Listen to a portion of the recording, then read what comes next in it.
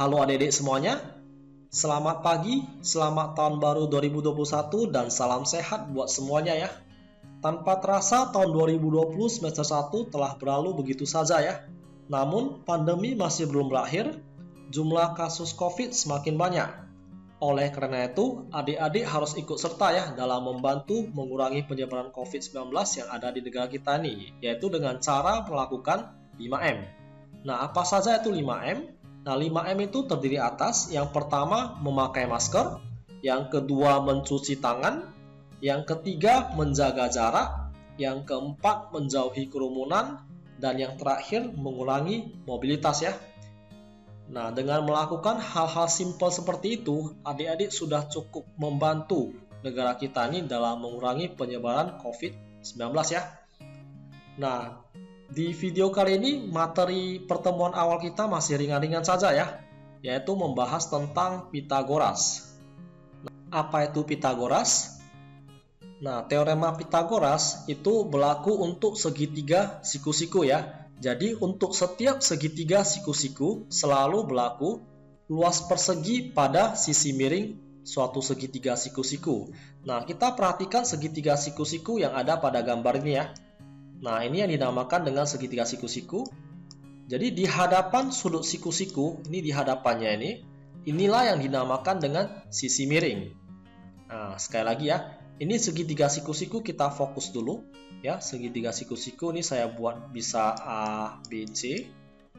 Nah, kita fokus ke segitiga ABC ini. Nah, jadi di hadapan sudut siku-siku inilah dinamakan dengan sisi miring, yaitu AC ya.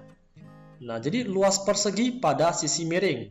Jadi pada sisi miring luas persegi ini, nah yang nomor 3 ini ya, sama dengan jumlah luas persegi pada sisi yang lain atau sisi siku-sikunya.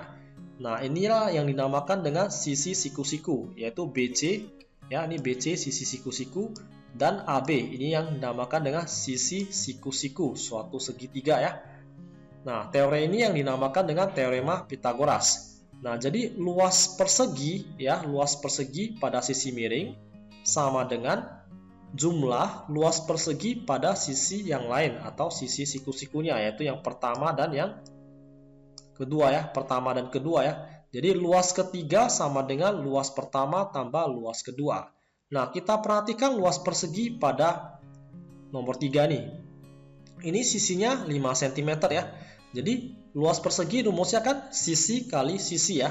Jadi luas persegi ya sisi kali sisi, S kuadrat ya. Jadi S kuadratnya ini ada 5 cm ya, berarti 5 kuadrat sama dengan luas pertama. Nah, kita lihat pada persegi yang angka 1 ini. Pada persegi pertama ini sisinya adalah 3 cm ya. Jadi luas 1 itu 3 pangkat 2 karena sisi kali sisi. Begitu juga dengan luas yang kedua, ini juga persegi. Panjang sisinya yaitu 4 cm ya. Jadi ditambah dengan 4 kuadrat. Sehingga hasilnya itu adalah 5 kuadrat 25 sama dengan 9 tambah 16 ya. Nah, jadi ini sebelah kiri 25, sebelah kanan juga 25. Jadi sama ya.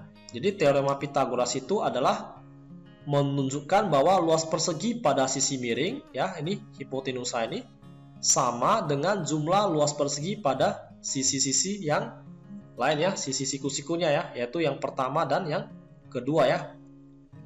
Nah, dari sini kita bisa dapat suatu kesimpulan ya. Nah, kita perhatikan, ini kita fokus ke segitiga siku-siku yang ada pada gambar ini ya. Ini A, B, C. Nah, kita perhatikan. Jadi, jika kita mau mencari panjang AC, yaitu panjang sisi miring suatu segitiga, berarti 5 kuadrat sama dengan 3 kuadrat tambah 4 kuadrat ya. Nah, jadi jika kita mau mencari panjang sisi miring suatu segitiga siku-siku, ini berarti 5 kuadrat sama dengan 3 kuadrat tambah 4 kuadrat ya. Nah, kita perhatikan segitiga siku-siku yang ada pada gambar ini. Jika segitiga ABC siku-siku di titik A, maka berlaku Nah, BC kuadrat sama dengan AC kuadrat tambah AB kuadrat. Nah, kita fokus di hadapan sudut siku-siku ini ya. Jadi di hadapan sudut siku-siku ini adalah sisi miring ya. Jadi jika kita mau mencari sisi miring, maka panjang sisi miringnya itu A kuadrat sama dengan B kuadrat tambah C kuadrat ya. Nah, ini ya, A kuadrat sama dengan B kuadrat tambah C kuadrat. Atau jika kita mau mencari B kuadrat, ini berarti C-nya tinggal pindah tempat ya. Sehingga B kuadrat itu sama dengan A kuadrat, pos pindah tempat jadi min ya. Jadi B kuadrat sama dengan A kuadrat kurang C kuadrat. Atau bisa juga, jika kita mau mencari C kuadrat, berarti ini P-nya yang pindah ya. Nah, jika kita mau mencari C kuadrat, nih kita mau cari C kuadrat, berarti ini B kuadrat yang pindah. Sehingga rumusnya adalah C kuadrat sama dengan A kuadrat kurang B kuadrat. Jadi dari sini kesimpulannya, jika kita mau mencari panjang sisi miring ya, hipotenusa di hadapan sudut siku-siku ya, di hadapan sudut siku-siku sudah dipastikan itu adalah sisi miring atau hipotenusa ya. Jadi ketika kita mau mencari sisi miring atau hipotenusa, maka rumusnya adalah A kuadrat sama dengan B kuadrat tambah C kuadrat ya. Nah, jika gambarnya seperti ini siku-siku. Ini saya buat misalnya E, F, G. Nah, jika seperti ini gambar segitiga siku-sikunya, maka kita perhatikan dulu di hadapan sudut siku-siku itu panjang sisinya adalah G ya. Nah, maka G ini dinamakan dengan sisi miring atau hipotenusa ya. Jadi rumusnya ini adalah G kuadrat ya sama dengan E kuadrat ditambah dengan F kuadrat ya. Nah, jadi contoh yang lain bisa gambarnya seperti ini ya. Jadi tidak selamanya yang bentuknya miring seperti ini namanya sisi miring ya. Bisa juga bentuknya seperti ini, mendatar seperti ini bisa dinamakan dengan sisi miring. Jadi saran lebih bagus kita fokus ke sudut siku-sikunya, posisinya di mana ya. Jika sudut siku-siku posisinya di sini, berarti di hadapan sudut siku-siku inilah yang dinamakan dengan sisi miring atau hipotenusa ya. Nah, biar lebih jelasnya kita lihat contoh soal berikut ya. Yang pertama, gunakan teorema Pythagoras untuk menghitung nilai S pada gambar berikut. Nah, kita harus fokus pada sudut siku-sikunya posisinya di mana ya. Nah, jadi sudut siku-siku di sini posisinya di bagian ini. Nah, kita lihat di hadapan sudut siku-siku inilah yang dinamakan dengan hipotenusa atau sisi miring ya. Nah, jadi jawabannya itu X kuadrat sama dengan 9 kuadrat ditambah dengan 12 kuadrat. Nah, kita masuk rumusnya ini ya, A kuadrat sama B kuadrat tambah C kuadrat. Jadi X kuadrat itu sama dengan 9 kuadrat tambah 12 kuadrat. Jadi 9 kuadrat itu 81 tambah dengan 144. Sehingga hasilnya tuh 81 tambah 144 itu adalah 225 ya. Nah, sehingga akar 225 itu nilainya adalah 15. Nah, jadi kita kalau mau menghilangkan rumus ini boleh-boleh saja ya. Kita tinggal fokuskan pada sudut siku-sikunya ya. Jadi di hadapan sudut siku-siku itulah dinamakan dengan sisi miring atau hipotenusa ya. Next, contoh soal nomor 2. Hitunglah nilai Y pada segitiga siku-siku berikut. Nah, kita perhatikan pada sudut siku-siku ini di hadapannya adalah sisi miring atau hipotenusa ya. Ini angkanya adalah 5Y. Nah, sehingga kita bisa buat rumusnya itu adalah 5Y pangkat 2 sama dengan 12 pangkat 2 ditambah dengan 4Y pangkat 2 ya. Oke. Nah, kita mau kelompokkan huruf di salah satu ruas saja ya. Nah, kita kelompokkan di salah satu ruas huruf dan salah satu ruasnya lagi adalah angka. Sehingga 5Y kuadrat kurang 4Y kuadrat itu sama dengan 12 kuadrat ya. Ya, 5Y kuadrat kurang 4Y kuadrat sama dengan 12 kuadrat. Atau boleh juga kita buat seperti ini, 12 kuadrat sama dengan 5Y kuadrat kurang 4Y kuadrat, sama saja ya. Ini kita taruh dalam kurung, ini juga dalam kurung ya. Nah, sehingga 144 sama dengan 25Y kuadrat kurang 16Y kuadrat. 144, 25 kurang 16 yaitu adalah 9Y kuadrat ya.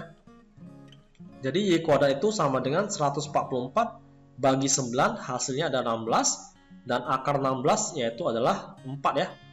Nah, next contoh soal nomor 3. Ini sebuah contoh saja ya.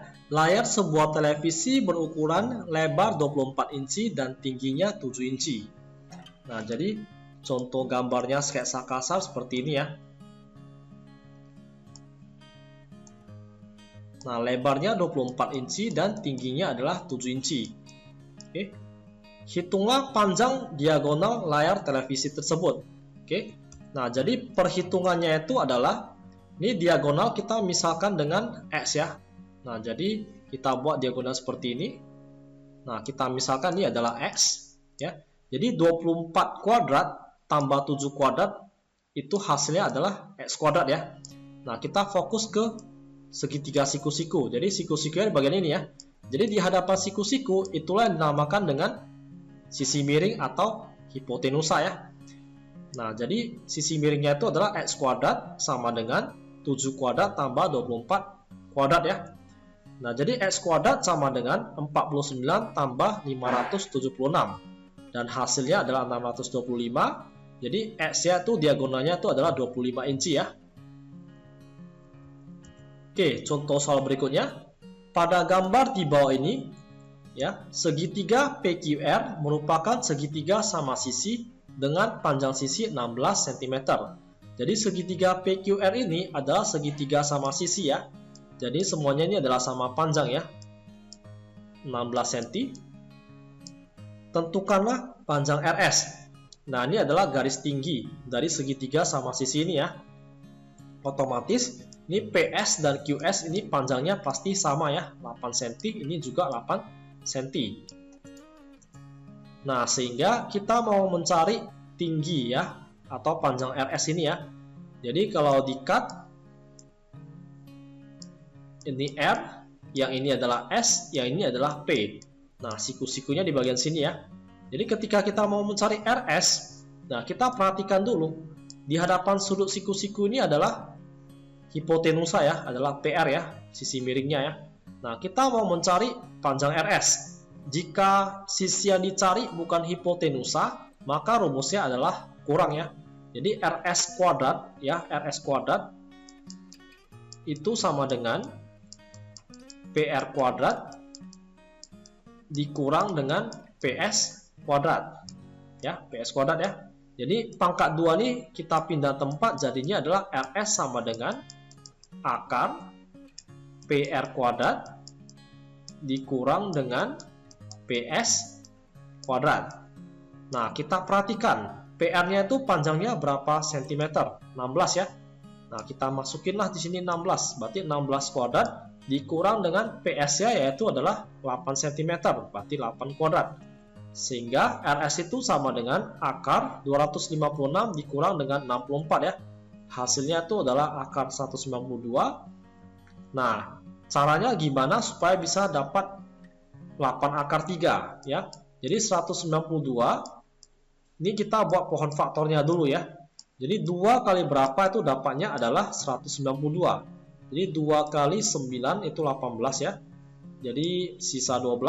2 kali berapa 12 berarti 6 ya. Jadi 2 kali 96 yaitu adalah 192. Terus pohon faktor lagi. 2 kali 48 96. Baru 2 kali 24 48 ya. Baru di sini kita bisa buat 4 kali 6 ya, baru 4-nya itu adalah 2 kali 2 dan 6-nya itu adalah 2 kali 3 ya. Nah, kita perhatikan di bagian sini. Ini 2-nya ada berapa banyak ya? Ini 2-nya ada 5, ada 6 ya. Nah, jadi 2-nya di sini ada 6, berarti sama dengan 2 pangkat 6 dikali dengan angka 3 ya. Nah, jadi 192 ini sama dengan 2 pangkat 6 kali 3. Ini ya. Sama dengan akar 2 pangkat 6 kali 3. Nah, gimana cara kita mengakarkan bentuk seperti ini? Nah, kita perhatikan pangkatnya di sini ya. Jadi 2 pangkat 6. Jadi pangkatnya ini, pangkat 6, bisa dibagi dengan akar. Akar berarti 2 ya. Berarti 2 pangkat 6 per 2 dapatlah 2 pangkat 3. Nah, sementara nih 3 ini nggak ada pangkat ya. Kalau 3 ini nggak ada pangkat, nggak ada yang bisa dibagi, berarti tulis saja sini akar 3. Nah, sehingga 2 pangkat 3 itu kan 8. Berarti 8 akar 3 ya. Nah, jadi sekali lagi, ini kalau bentuk akar berarti ini 2 ya ini ya. Berarti 2 pangkat 6 bagi 2 itu hasilnya adalah 3. Nah, sehingga 2 pangkat 3 kan 8. Sedangkan 3 ini tidak ada pangkat. Jadi kalau tidak ada pangkat, kita biarin saja ya, akar 3 ya.